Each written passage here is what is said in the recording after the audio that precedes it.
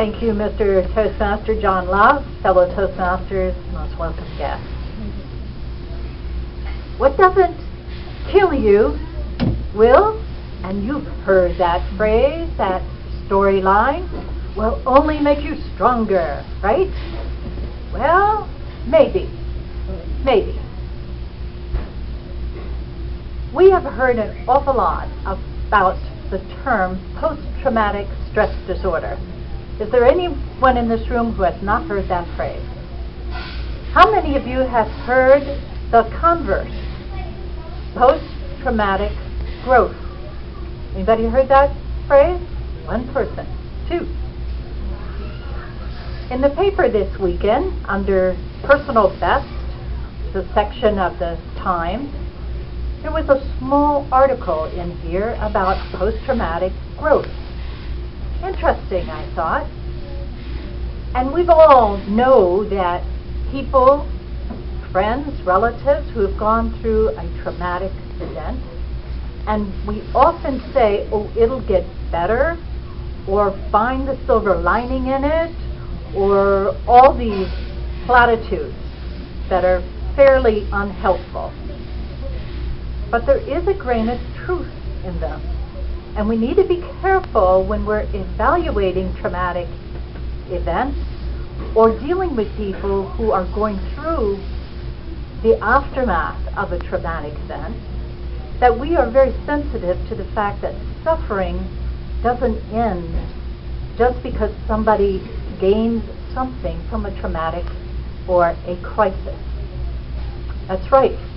Often it's the process of going through it and working your way through it that helps the person understand and glean from it such things as seeing new opportunities, perhaps, changing relationships, finding them to be more valuable, or unraveling a relationship that was very unpleasant, finding inner strength that one didn't have before, a greater appreciation of life, or perhaps even deepening your religious values and maybe even reevaluating your belief system completely.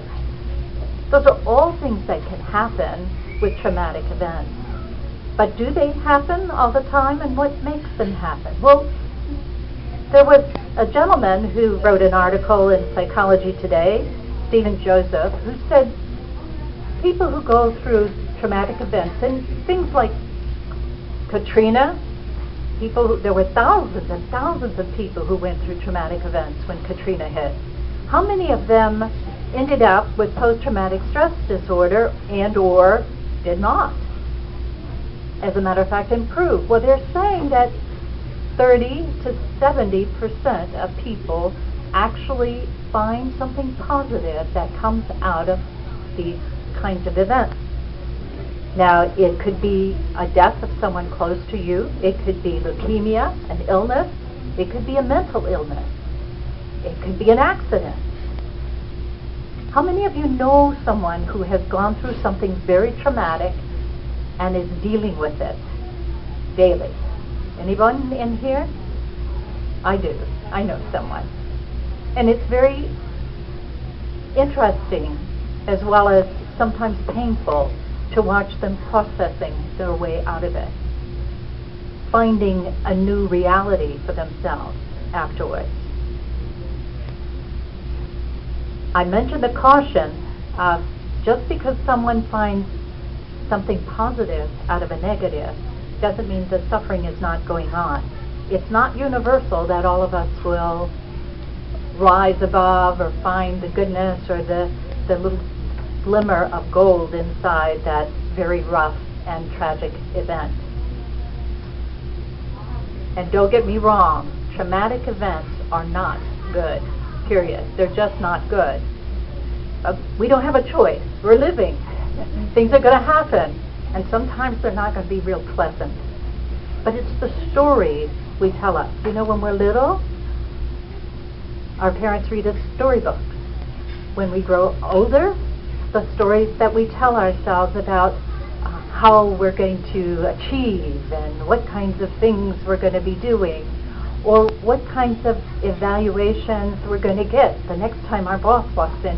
We tell ourselves a lot of stories, but be careful of the stories you tell yourself. Viktor Frankl is a very well-known psychologist who also survived the Holocaust. Now, he's a person who also wrote a very well-known book, The Meaning of Life. And as a psychologist and psychiatrist, he had a gentleman walk into his office one day, and this older man had his wife die, and he was still dealing with the distress 2 years later. And Viktor Frankl looked at him, and when the man said, well, what can I do? How can I deal with this? It was just tearing up his life. He had no life. It was all tied up in the loss of his wife. And he said, well, think about it this way. He said, if you had died before she did, she would be going through what you're going through. And he said, oh my goodness. He said, I have another way to look at it, don't I? And he walked out with a whole new perspective on this issue of his loss. It's the stories we tell ourselves about loss, about trauma, that make the difference. How you approach it. We have right across the channel in St. Petersburg, or Clearwater, a wonderful example of an animal who has survived trauma. The dolphin's tail. Some of you may have seen the movie, Winter.